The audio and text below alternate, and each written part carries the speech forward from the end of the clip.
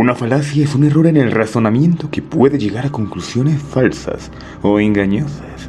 Hay muchos tipos diferentes de falacias, pero todos comparten el hecho de que se basan en una lógica defectuosa o en la ignorancia de algunos hechos relevantes.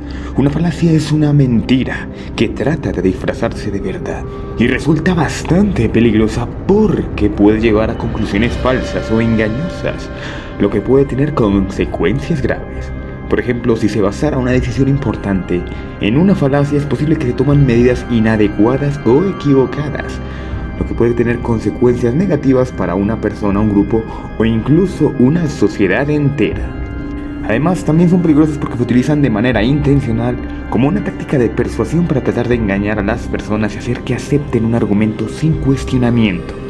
Esto puede ser especialmente peligroso cuando se presentan falacias de maneras sutiles, ya que las personas pueden aceptar un argumento sin darse cuenta que están siendo engañadas. Así que sin más dilación, estas son las falacias más comunes y peligrosas que hay.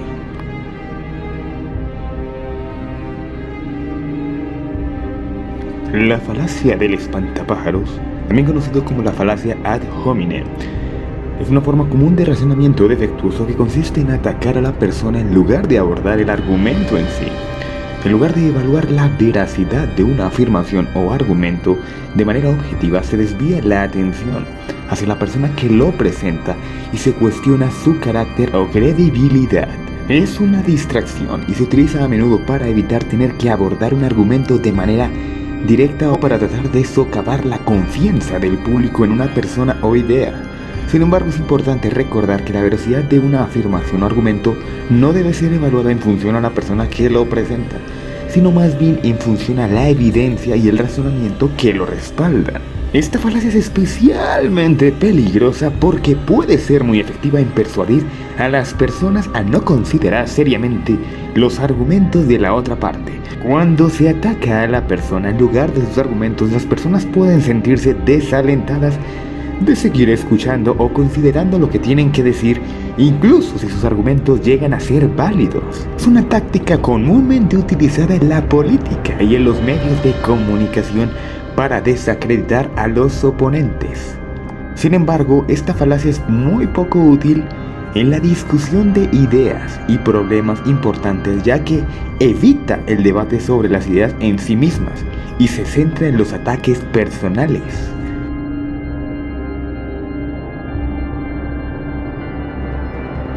La falacia de la autoridad, también conocida como la falacia ad verecundiam, es la contraparte del puesto anterior y una manera interesante de complementarla, ya que consiste en aceptar un argumento simplemente porque es presentado por una persona de autoridad o prestigio, en lugar de evaluar la veracidad de una afirmación o argumento de manera objetiva. Se acepta especialmente porque es presentado por una persona que es percibida como respetable o experta, sin evaluar la veracidad del argumento en sí. La falacia de la autoridad puede ser especialmente peligrosa, ya que puede llevar a aceptar argumentos que no están respaldados por ningún tipo de evidencia o razonamiento. Además, puede ser utilizada de manera intencional como una táctica de persuasión para tratar de engañar a las personas y hacer que acepten un argumento sin cuestionamiento. Por lo que es muy importante tener en cuenta que la autoridad o el prestigio no siempre son indicativos de la veracidad de un argumento.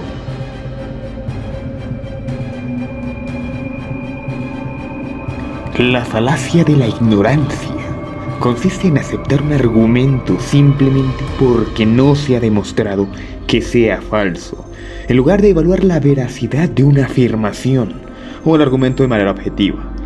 Se acepta simplemente porque no se ha demostrado lo contrario. Un ejemplo común de esta es que nadie ha podido demostrar la no existencia de Dios, por lo cual debe existir.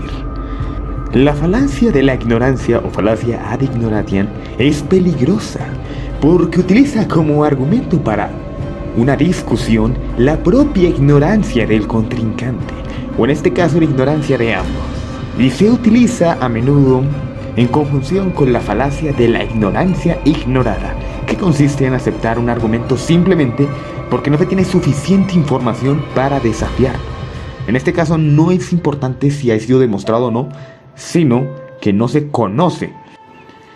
Y lo más bonito de esta falacia es que existen muchas más que derivan de esta, como la falacia de la ignorancia ignorada, la falacia de la ausencia de pruebas, la falacia de la ausencia de alternativas y demás.